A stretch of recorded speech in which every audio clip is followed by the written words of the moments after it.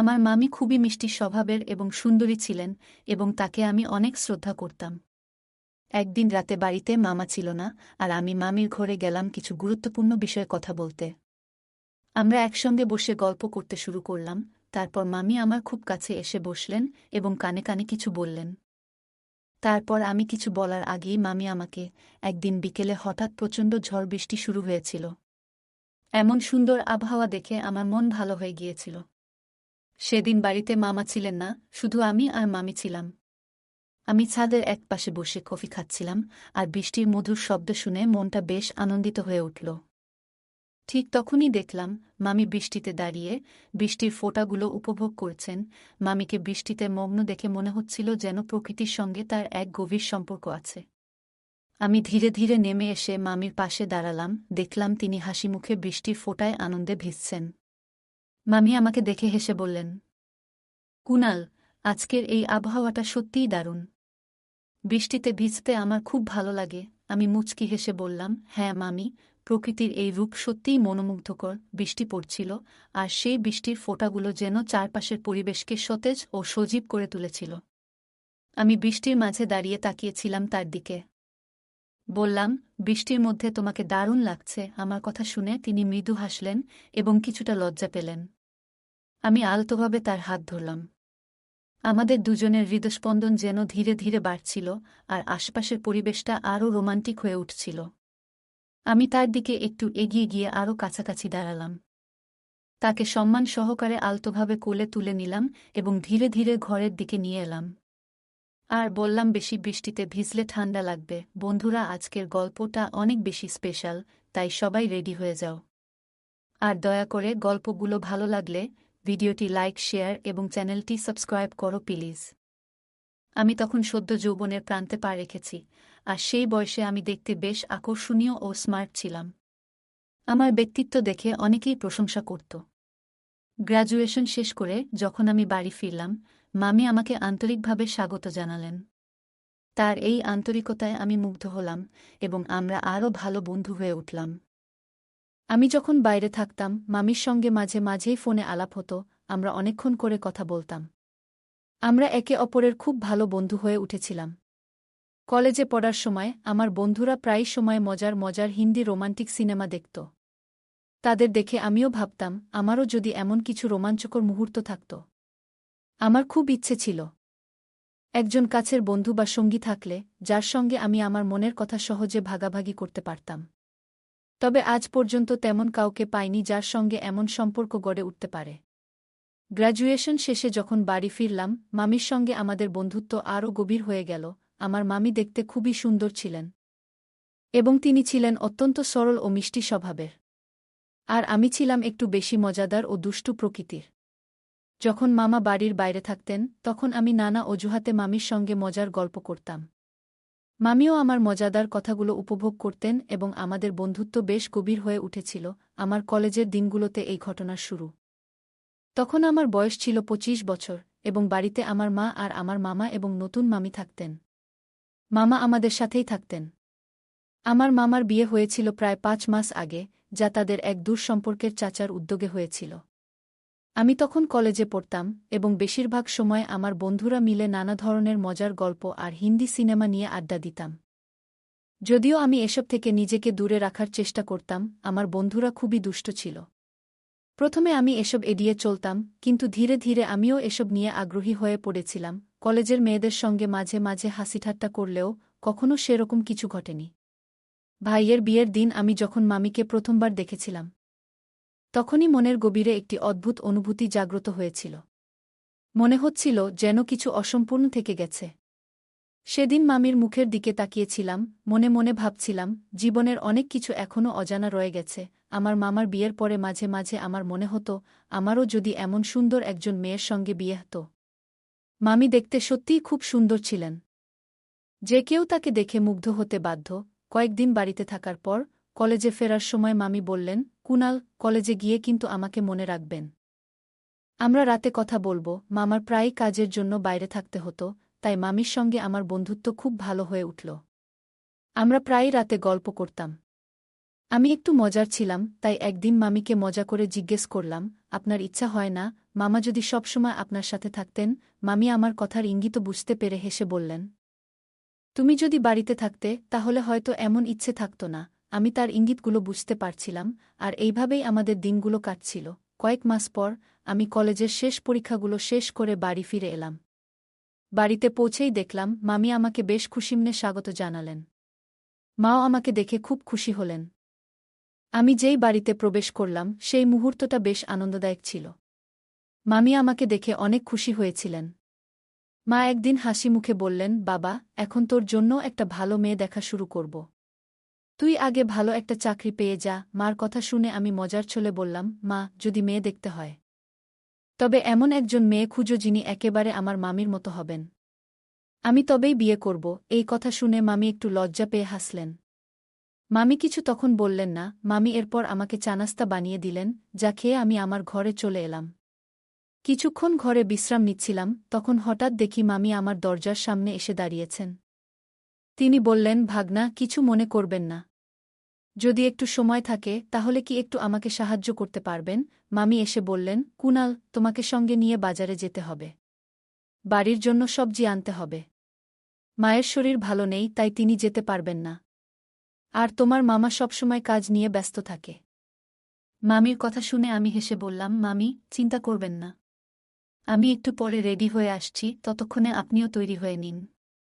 আমরা একসঙ্গে বাজারে যাব। কিছুক্ষণ পর যখন আমি নিচে এলাম, দেখলাম মামি তখনই পুরো প্রস্তুত হয়ে বসে আছেন। তাকে দেখে মনে হলো আজ তিনি আরও বেশি সুন্দর লাগছেন। তিনি একটা শাড়ি পরেছিলেন যা তাকে বিশেষ আকর্ষণীয় করে তুলেছিল।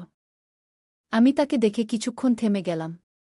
মামি হাসতে হাসতে বললেন, কি হলো কুনাল, যাবে না? আমি তৎক্ষণাৎ বললাম, হ্যাঁ হ্যাঁ, চলুন মামি। আমি বাইকটা বের করলাম এবং মামিকে বাইকে বসালাম। তিনি আমার পেছনে এসে বসলেন। যখন মামি আমার কাঁধে হাত রাখলেন তখন মনে হলো যেন মনের মধ্যে অনেকগুলো আবেগ উথলে উঠছে। আমাদের বাড়ি থেকে বাজার প্রায় ২৫ মিনিটের দূরত্বে ছিল, কিন্তু আমি খুব ধীরে বাইক চালাচ্ছিলাম। এই মুহূর্তগুলো যেন ধীরে ধীরে উপভোগ করতে চাচ্ছিলাম। বাইক চালানোর সময় আমি মাঝে মধ্যে পেছনের আয়নায় মামিকে দেখতে লাগলাম। মামি হেসে বললেন, কুনাল, গাড়ি এত আস্তে চালাচ্ছ কেন? পেছনের মানুষরাও আমাদের পেরিয়ে যাচ্ছে। আমি মজা করে বললাম, মামি, ধীরে গাড়ি চালালে আমাদের জন্যই ভালো। তারপর মামি বললেন, ঠিক আছে, আর আয়নায় আমাকে না দেখে সামনে দেখো, না হয় বড় কোনো বিপদে ফেলবে। তার কথা শুনে আমার একটু লজ্জা হলো। তাই আর কিছু বললাম না। এভাবেই আমরা বাজারে পৌঁছলাম। বৌদি বাজার থেকে সবজি কেনার পর আমরা আবার বাড়ি ফেরার পথে বের হলাম। ফেরার সময় আমি আবার একই কৌশল প্রয়োগ করলাম। ধীরে ধীরে বাইক চালালাম এবং মাঝে মাঝে ব্রেক মারলাম। কিন্তু আমি নিজেকে সংযত রেখেছিলাম। সম্পর্কের গুরুত্ব বুঝে আমি নিজেকে নিয়ন্ত্রণ করলাম। অবশেষে কিছুক্ষণ পর আমরা বাড়িতে পৌঁছলাম। দরজায় এসে দেখি মা আমাদের দেখে হাসি মুখে দাঁড়িয়ে আছেন। একদিন মা আমার হাত ধরে আমাকে তার ঘরে নিয়ে গেলেন। আমি ভেবেছিলাম হয়তো কোনো কাজের জন্য ডেকেছেন। ঘরে ঢোকার পর মা বললেন, বাবা, আমি তোমার সাথে কিছু কথা বলতে চাই। মায়ের কথা শুনে আমি বললাম, কি কথা মা? বলো না। মা একটু চিন্তিতভাবে বললেন, তোমার মামা প্রায়ই বাড়িতে থাকে না, বিয়ের পর থেকেই এটা হচ্ছে। আমি মার কথা শুনে বললাম, মা, মামা তো কাজের কারণে বাইরে থাকে, তাই সময় হয় না। কিন্তু মা বললেন, না না, ব্যাপারটা ঠিক তা নয়। আমার মনে হচ্ছে তোমার ভাই হয়তো অন্য কোনো মেয়ের সাথে সম্পর্কে জড়িয়ে পড়েছে। মায়ের কথা শুনে আমি হতভম্ব হয়ে গেলাম। মা আমাকে বললেন, ধীরে কথা বলো, না হলে তোমার মামি শুনে ফেলবে। ব্যাপারটা জানলে খুব ঝামেলা হবে। আমি বললাম, মা, তুমি এসব কথা কেন বলছ? মামি নিশ্চয়ই কিছু টের পাবেন যদি মামা সত্যিই এমন কিছু করে থাকে। আর এমনটা হলে একদিন না একদিন জানা তো হবেই। তোমাকে কি কেউ কিছু বলেছে, নাকি মামা নিজেই কিছু বলেছে? মা আমাকে বললেন, তোর মামাকে একবার ফোন করেছিলাম, আর তখন শুনলাম ফোনের পেছন থেকে এক মহিলার গলা শোনা যাচ্ছিল। যখন আমি জিজ্ঞাসা করলাম, তোর মামা কোনো রকমে কথা এড়িয়ে গেল। মার কথা শুনে আমি বললাম, মা, হতে পারে তুমি ভুল শুনেছ।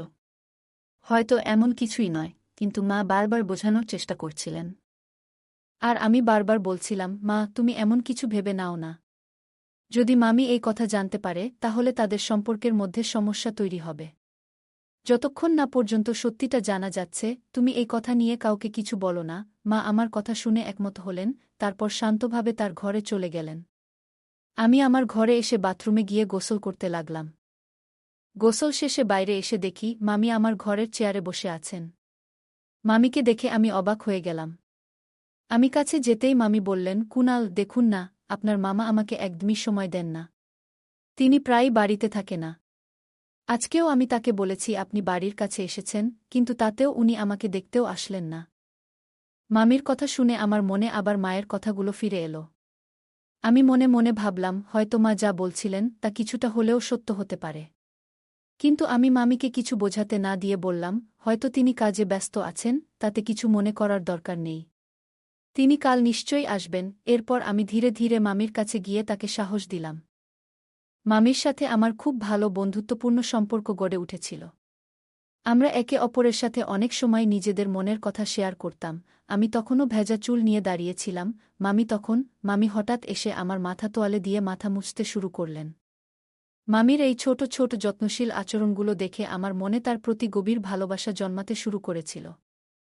একসময় আমার মনে হলো, যদি তাকে কাছে টেনে নিই। কিন্তু সঙ্গে সঙ্গে আমি নিজেকে সেই চিন্তা থেকে বের করে নিলাম, মনে হলো এটি একদমই ভুল। রাতের খাবারের পর আমি আমার ঘরে এসে ঘুমিয়ে পড়লাম। সারাদিনের ক্লান্তিতে কখন যে ঘুমিয়ে পড়েছিলাম টেরই পাইনি। রাত আনুমানিক 2টার দিকে হঠাৎ আমার ঘুম ভেঙে যায়। আমি শুনতে পেলাম বাড়ির কোথাও থেকে কান্নার হালকা আওয়াজ আসছে। আমি ধীরে ধীরে সেই আওয়াজ অনুসরণ করতে লাগলাম। বাইরে এসে বুঝলাম আওয়াজটা মামির ঘর থেকে আসছে। আমি দ্রুত সেখানে গেলাম এবং দরজার বাইরে দাঁড়িয়ে শুনতে পেলাম মামি আমার মামার সঙ্গে কথা বলছেন ফোনে। তিনি কান্নার মধ্যে বলছিলেন, আমাদের বিয়ে হয়েছে পুরো 6 মাস, কিন্তু তুমি আমার জন্য কখনোই সময় দাও না। যদি আমাকে পছন্দ না করতে তাহলে এই বিয়ে করলে কেন? তুমি কি আমাকে ধোঁকা দিতে চাচ্ছ? তুমি যদি আমার সাথে সংসার না করো সেটাও বলে দিলে তো হয়। কেন আমাকে তুমি কষ্ট দিচ্ছ? এসব বলে তিনি অনেক কান্না করতে থাকলেন। মামি খুবই কষ্টে ছিলেন। আমি এইসব কথা শুনে আবার নিজের ঘরে ফিরে এলাম। মনে মনে ভাবতে লাগলাম, মা যা বলছিলেন তা কি তবে সত্যি? আমি ভেবেছিলাম যে হয়তো মামা অনেক কাজে ব্যস্ত আছেন, তাই এ বিষয়ে অতিরিক্ত চিন্তা করার কোনো প্রয়োজন নেই। আমি হয়তো ভুল ভাবছিলাম, তাই মনে মনে সিদ্ধান্ত নিলাম যে কাল থেকে আমি মামির আরও ভালোভাবে যত্ন নেব। সকালে উঠেই আমি সরাসরি রান্নাঘরে চলে গেলাম। গিয়ে দেখলাম মামি সেখানে বাসন পরিষ্কার করছেন। আমি চুপচাপ পাশে দাঁড়িয়েছিলাম। আমাকে দেখে মামি হেসে বললেন, কুনাল, আপনি এখানে কি করছেন? আমি বললাম, মামি, আপনি একদম চিন্তা করবেন না। আপনার যদি কোনো কাজ থাকে তবে আমাকে বলুন। আমি আপনার সব কাজ করতে প্রস্তুত। মামি হেসে বললেন, তুমি কি সত্যিই আমার সব কাজ করতে পারবে? তুমি কি আমার কাজগুলো করতে রাজি? মামির এই কথা আমার কিছুটা অদ্ভুত লাগছিল। তার গভীর চোখের দৃষ্টিতে কিছু যেন লুকিয়েছিল, আজ তার ব্যবহারে কিছু আলাদা ছিল। মনে হচ্ছিল তিনি আমাকে বিশেষ কিছু বলতে চাচ্ছেন, যা আমি ঠিকমতো বুঝতে পারছিলাম না। আমি সোজাসুজি বললাম, হ্যাঁ মামি, আমি আপনার সব কাজে সাহায্য করব। তখন মামি হেসে বললেন, ঠিক আছে। সময় এলে আমি তোমাকে বলবো, তখন দেখব তুমি কতটা আমাকে কাজে সাহায্য করতে পারো। এরপর থেকে আমি মামির আশেপাশেই থাকতাম, যেন তার কোনো প্রয়োজন হলে সাথে সাথেই সাহায্য করতে পারি। আমি সবসময় চেষ্টা করতাম যেন মামিকে খুশি রাখতে পারি। একদিন মামিকে একটি সিনেমা দেখানোর জন্য বাইরে নিয়ে গিয়েছিলাম। সিনেমাটা কিছুটা ভৌতিক ছিল, তাই মামি ভয়ে আমাকে শক্ত করে ধরে রেখেছিলেন। মামির এই আচরণে আমার মনে কিছু অনুভূতি জাগ্রত হচ্ছিল, কিন্তু আমি সেগুলো নিয়ন্ত্রণে রাখার চেষ্টা করছিলাম। আমি দেখছিলাম যে মামি আমার কাছে আসতে চাইছেন, কিন্তু আমি ঠিকভাবে বুঝতে পারছিলাম না তার এই ব্যবহারের কারণ। আমি চেষ্টা করছিলাম যাতে আমরা দুজনেই ভালো থাকি। সিনেমা শেষ হওয়ার পর আমরা যখন বাড়ি ফিরছিলাম, তখন রাত ছিল এবং শীতের হাওয়া বইছিল। মামি হালকা ঠান্ডায় একটু কাঁপছিলেন। এমতাবস্থায় আমি মামির জন্য নিজের চাদর এগিয়ে দিলাম এবং মামি ধীরে ধীরে আমার পাশে একটু ঘেঁষে এলেন। এই ছোট ছোট মুহূর্তগুলোতে আমাদের মধ্যে এক অদ্ভুত ধরনের বোঝাপড়া তৈরি হচ্ছিল। আমি সবসময় তার পাশে থাকতে চাইতাম এবং তাকে সুরক্ষিত অনুভব করানোর চেষ্টা করতাম। রাতের শীতলতা এবং সেই মৃদু আলোর মধ্যে আমাদের মধ্যেকার সম্পর্ক আরও দৃঢ় হতে থাকল। আর আমার সম্মান তার প্রতি আরও বেড়ে গেল। আমি অনুভব করছিলাম যে মামি আমাকে পেছন থেকে শক্ত করে ধরে রেখেছেন। তার এই আচরণে আমার মনে এক ধরনের অস্বস্তি হচ্ছিল এবং আমি বুঝতে পারছিলাম না ঠিক কিভাবে এর প্রতিক্রিয়া জানাব। বাইকটি ধীরে ধীরে চালিয়ে আমরা অবশেষে বাড়ি পৌঁছালাম। বাড়িতে গিয়ে দেখি মামা উপস্থিত আছেন। মামি মামাকে দেখে খুব খুশি হয়েছিলেন, কিন্তু হঠাৎ তার পিছনে একজন অপরিচিত মেয়েকে দেখলাম। তাকে দেখে আমরা দুজনেই অবাক হয়ে গেলাম। মা পাশেই বসেছিলেন, চোখে জল নিয়ে কাঁদছিলেন। আমি তার কাছে গিয়ে জিজ্ঞেস করলাম, মা কি হয়েছে? মা তখন বললেন, তোর মামা আবার বিয়ে করেছে, আর বলছে যে এই মেয়ের সাথেই জীবনের বাকি দিনগুলো কাটাতে চায়। এই কথা শুনে মামি সম্পূর্ণ ভেঙে পড়লেন এবং চিৎকার করে উঠলেন। তিনি ক্ষোভে মামার দিকে তাকিয়ে বললেন, তাই তুমি প্রতিদিন রাতে আমার কাছ থেকে দূরে থাকছিলে?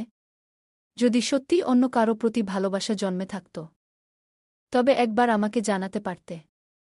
আমার জীবন কেন তুমি নষ্ট করলে?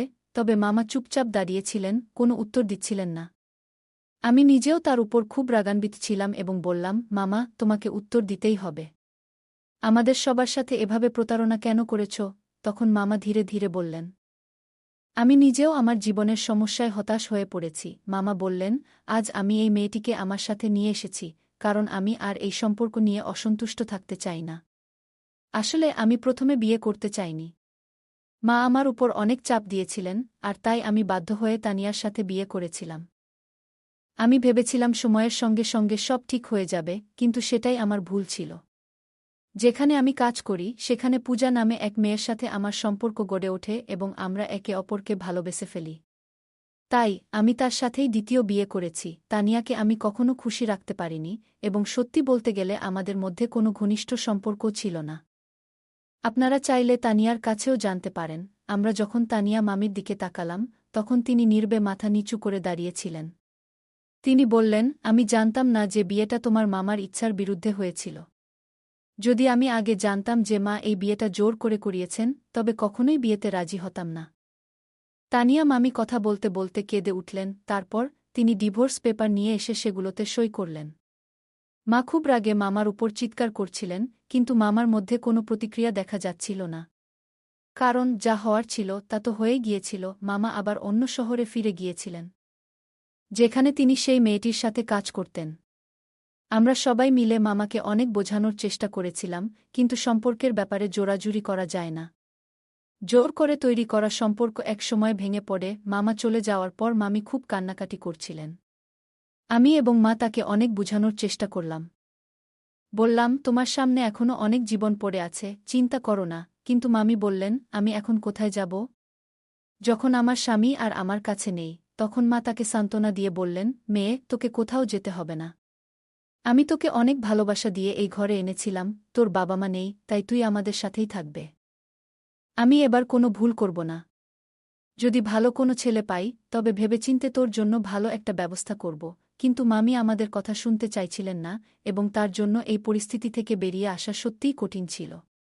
তিনি চুপচাপ নিজের ঘরে চলে গেলেন, কান্নায় ভেঙে পড়ে। মা তখন আমাকে বললেন, তোর মামিকে কিছুটা সময় একা থাকতে দে। সে নিজে থেকেই ঠিক হয়ে যাবে। এই কঠিন সময়ে আমরা সবাই মামির পাশে থাকার চেষ্টা করছিলাম, যেন তিনি ধীরে ধীরে সবকিছু মেনে নিতে পারেন। মাকে সান্ত্বনা দেওয়ার পর আমি নিজেও নিজের ঘরে চলে আসলাম। মামার যা করা উচিত ছিল না তা করে ফেলেছেন, এবং এখন পরিস্থিতি সত্যিই জটিল হয়ে গেছে। মামির জন্য আমার মন খুব খারাপ ছিল, কারণ তিনি এই কষ্ট থেকে বেরিয়ে আসার জন্য নিজেকেই শক্ত হতে হবে। কারণ তিনি ছিলেন একজন এতিম, বাবা মা নেই। আর যে আত্মীয় আছে তাদের কাছে কোনো মুখ নিয়ে ফিরে যাবে। তাই আমি মামি যাতে ভালো থাকেন তার জন্য প্রতিজ্ঞা করেছিলাম। এখন থেকে তাকে খুশি রাখাই আমার দায়িত্ব হবে। আগে মামির সাথে মজা করে সময় কাটাতাম, কিন্তু এখন শেষবের কোনো প্রভাব পড়ছিল না। ধীরে ধীরে তাকে বাইরে নিয়ে যাওয়ার সিদ্ধান্ত নিলাম, যাতে তার মন ভালো থাকে এবং একটু হালকা অনুভব করতে পারেন। এভাবেই 1 মাস কেটে গেল। মামি আগের চেয়ে অনেকটাই ভালো হয়ে উঠেছিলেন, আর আমাদের সম্পর্কও অনেকটা স্বাভাবিক হয়ে এসেছিল। একদিন আমরা এক আত্মীয়ের বাড়ি যাচ্ছিলাম। হঠাৎ করে বৃষ্টির মধ্যে পড়ে গেলাম এবং আমাদের পোশাকগুলো ভিজে গেল। মামি বললেন, আমাদের গাড়িটা সাইডে থামিয়ে কোনো ছাউনির নিচে দাঁড়ানো উচিত। আমরা একটা ভবনের নিচে গিয়ে দাঁড়ালাম, যেখানে বৃষ্টির ফোঁটাগুলো আমাদের গায়ে লাগতে পারছিল না। সেসব মুহূর্তে আমরা দুজনেই একে অপরের পাশে দাঁড়িয়ে শীতল হাওয়ার মাঝে একটু আরামের খোঁজ করছিলাম। ধীরে ধীরে চারপাশটা আবার স্বাভাবিক মনে হতে শুরু করল। বৃষ্টি তখনও থামেনি, আর আশেপাশে কাউকে দেখা যাচ্ছিল না। মামি বললেন, চলো, বৃষ্টি থামা পর্যন্ত এখানেই দাঁড়িয়ে থাকি। বৃষ্টিতে ভিজে যাওয়ায় তার লাল শাড়ি পুরো ভিজে গিয়েছিল। ঠান্ডা হাওয়ায় আমরা দুজনেই একটু কাঁপছিলাম, তাই পাশেই পড়ে থাকা কিছু শুকনো কাঠ জোগাড় করে একটা ছোট আগুন ধরালাম, যাতে আমাদের কিছুটা উষ্ণতা মেলে। মামি আমার একদম কাছে এসে দাঁড়ালেন। আর হঠাৎ করে আমরা একে অপরের আরও কাছাকাছি চলে এলাম। সেই মুহূর্তে আমাদের চোখে চোখ পড়তেই মনে হল যেন এক অদ্ভুত অনুভূতি আমাদের ঘিরে ধরেছে। ঠিক কী ঘটছিল সেটা বুঝে উঠতে পারছিলাম না। এমন অনুভূতি আগে কখনো হয়নি। আমি হঠাৎ মামির হাতটা আলতো করে ধরলাম, আর তিনি শুধু নীরব চোখে আমার দিকে তাকিয়ে রইলেন। আমি ধীরে ধীরে তার কানের কাছে গিয়ে কিছু বললাম, কিন্তু তিনি কিভাবে প্রতিক্রিয়া জানাবেন তা বোঝা যাচ্ছিল না। আমাদের মাঝে তখন এমন এক পরিবেশ তৈরি হয়েছিল যা আমাদের দুজনকেই কিছুটা অপ্রস্তুত করে দিয়েছিল। ঠিক তখনই বাইরে থেকে হঠাৎ একটা আওয়াজ শোনা গেল। আমরা দুজনেই চমকে উঠে দ্রুত চারপাশে তাকিয়ে বুঝতে চেষ্টা করলাম কি হচ্ছে। মামি আমাকে ধীরে বললেন, কুনাল, এটা ঠিক নয়, কিন্তু আমি তার কথার উত্তর না দিয়ে তাকে শান্ত করার চেষ্টা করলাম। আমাদের মধ্যে একটা অনুভূতি ছিল যা সহজে বোঝানো যাচ্ছিল না। সেই মুহূর্তে আমরা দুজনেই আবেগপ্রবণ হয়ে পড়েছিলাম। পরে মামি কান্নায় ভেঙে পড়লেন এবং আমার দিকে তাকিয়ে বললেন, এটা ঠিক হয়নি। আমি চুপ করে থাকব না, ঠিক করেছিলাম।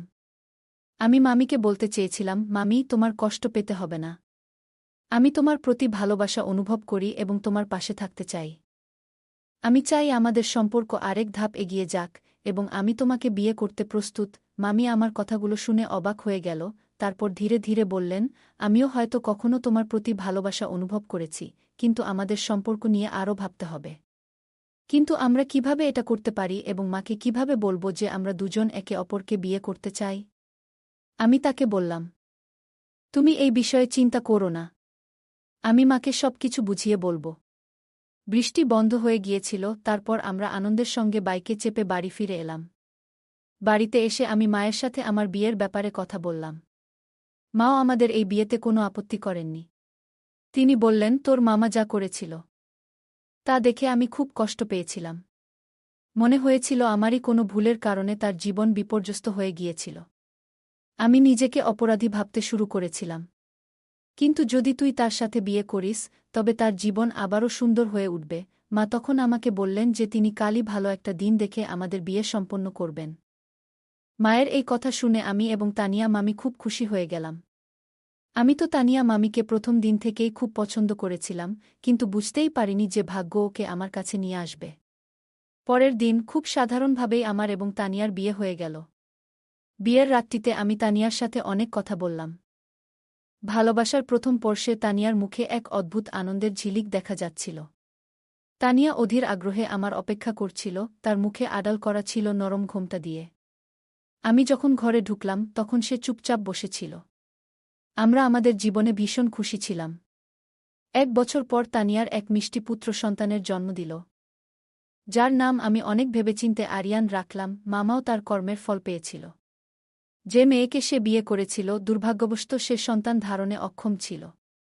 কথায় আছে, যদি তুমি কারো সাথে অন্যায় করো, তাহলে তার প্রতিফল একদিন তোমার জীবনেও ফিরে আসবে। মা তাকে আর আমাদের বাড়িতে আসতে দেয়নি। গল্পটা কেমন লাগলো জানাতে ভুলবে না। আরও মজার মজার রোমান্টিক গল্প শুনতে চাইলে ভিডিওটি লাইক, শেয়ার এবং চ্যানেলটি সাবস্ক্রাইব করতে এবং বেল আইকনটি ক্লিক করতে ভুলবে না। ধন্যবাদ।